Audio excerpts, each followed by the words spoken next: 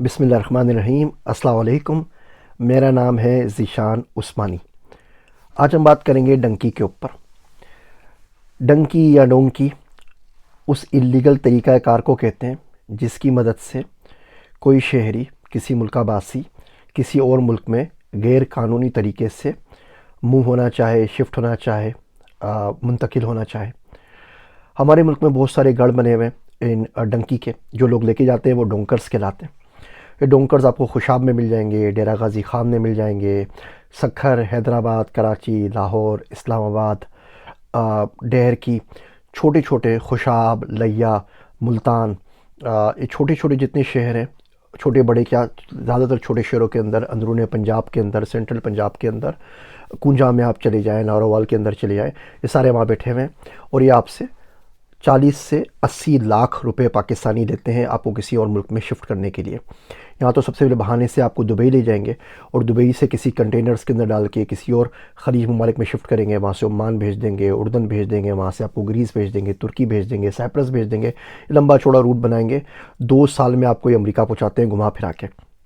या आपको किसी तरीके से कनाडा पहुंचा देंगे और कनाडा से बोलेंगे पैदल क्रॉस करके अमेरिका की बॉर्डर पे चले जाओ, या मेक्सिको पहुंचा देंगे, या फिर इधर सेंट्रल अमेरिका में आपको कोस्टारिका में डोमिनिक रिपब्लिक से होते हुए पनामा लेकर आएंगे, पनामा से आगे किसी बरमुदा ट्रायंगल टाइप के किसी मुल्क में लेकर आ जाएंगे, बहामास में लेकर आ जाएंगे, बेलीज़ में लेकर आ जाएंगे और वहाँ से अमेरिका शिफ्ट कर देंगे। इस तरह दुनिया के अंदर ये बहुत सारे पाथ्स बने हुए हैं। 70 से ऊपर डंकी फ़्लाइट्स, डंकी पाथ्स हैं दुनिया के अंदर कि एक मुल्क के लोगों को दूसरे मुल्क में किस तरह ट्रांसफ़र किया जाए, एक मुल्क के बासी को दूसरे मुल्कों का बासी किस तरीके से बनाया जाए। इस पूरे प्रोसेस के अंदर हज़ारों लोग हर साल अपनी जानों से जाते हैं। लाखों की तादाद में लोग अपने पैसे से महरूम हो जाते हैं। पैसा उनके पास होता नहीं है। आप खुद सोचिए ना, गैर कानूनी तरीके से मुल्क से बाहर कौन जाना चाहता है। यहाँ तो वो शख्स चाहेगा जिसकी ज़िंदगी मुल्क में अजीरन हो गई है, जिसको ना खाने को है, ना पहनने को है, ना उसको जॉब मिलती है, ना उसको कोई हुनर आता है, ना कोई स्किल आती है, और मुल्क में बेचारा कुछ भी नहीं कर पाता। तो क्या करेगा वो? बोलेगा जान छूटे, जाके भले मर जाऊँ, इस यहाँ की ज़िंदगी से मौत बेहतर है, मुझे भेज दो। वो बंदा जाएगा। अब वो घर बेचेगा, गाड़ी बेचेगा, गाड़ी तो खैर होगी नहीं उसके पास, ज़मीनें बेचेगा, बीवी का सोना बेचेगा, घर की चीज़ें बेचेगा, या लोगों से उधार लेगा क्योंकि तुम बाद में जाके दे दूँगा। इस तरीके से बेचारा जाएगा। जिन लोगों का उधार लेके जा रहा है उनके रहमो करम के ऊपर अपने माँ बाप को, बीवी बच्चों को, दोस्त अहबाब को, रिश्तेदारों को छोड़ के जा रहा है, क्योंकि अगर ये वापस नहीं आया, वहाँ जाके गायब हो गया, पैसा ना कमा सका, तो उन लोगों का क्या होगा? तो लोग उसको ब्लैकमेल करते रहेंगे।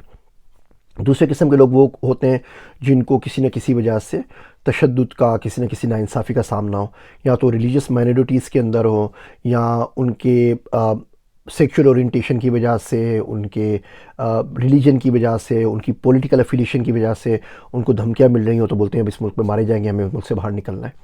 तीसरे वो लोग होते हैं जो ज़्यादा पढ़ लिख गए।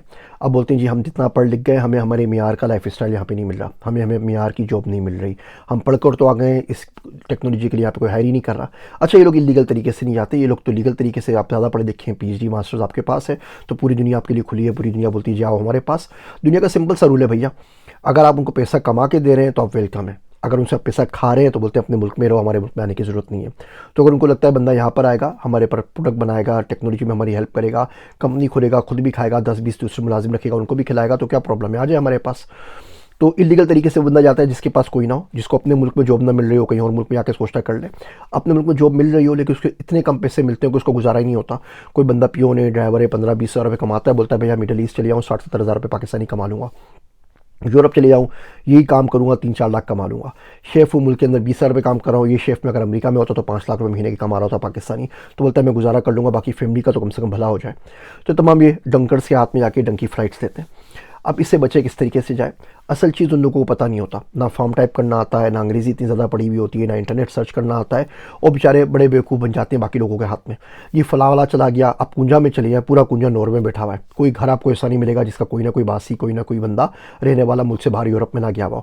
तो अब एक सोसाइटल प्रेशर आता है, फैमिली प्रेशर आता है, फ़लाँ का बच्चा चला गया, फ़लाँ का बच्चा चला गया, मेरा बच्चा नहीं जा सका, मैं क्या होगा? मेरे क्लास में फ़ेलो था वो भी चला गया, फ़लाँ क्लास फ़ेलो था वो भी चला गया, मैं नहीं जा सका, मैं क्या करूँगा?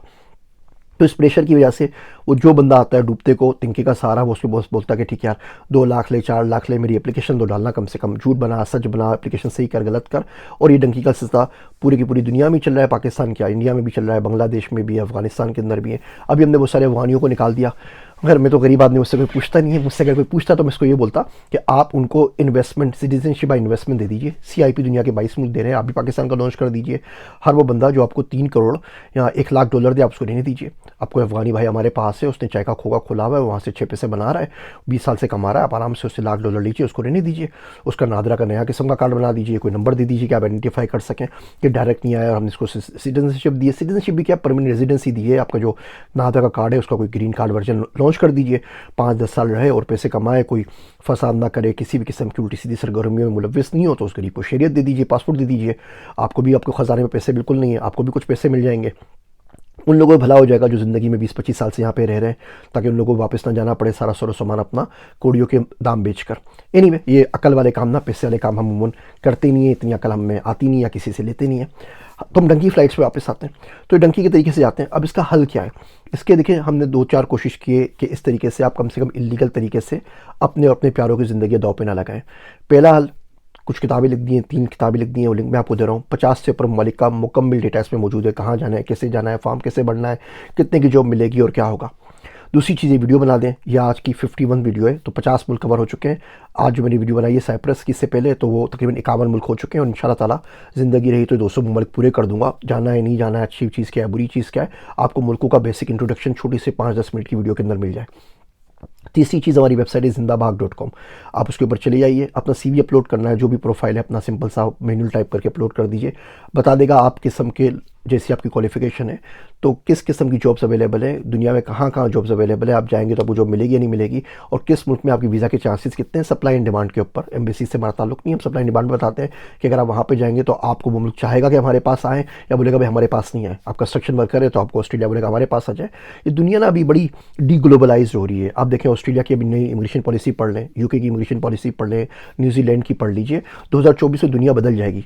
2024 के अंदर दुनिया में के 78 मुल्कों में इलेक्शन हो रहे हैं, 82 इलेक्शन, म्यूनसिपलिटी के इलेक्शन भी अगर मिला लें तो दुनिया के कोई 4.5 बिलियन लोग वोट डालेंगे। 4.5 बिलियन, आधी आबादी से ज़्यादा दुनिया की वोट डाल रही होगी, और ये सब 2048 में होगा।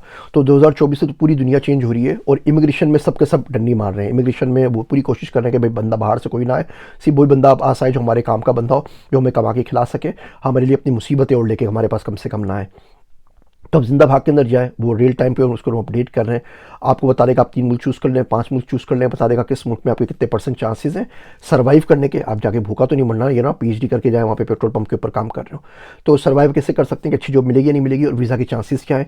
$20 में इससे अच्छी सर्विस शायद ही आपको कहीं मिल सके।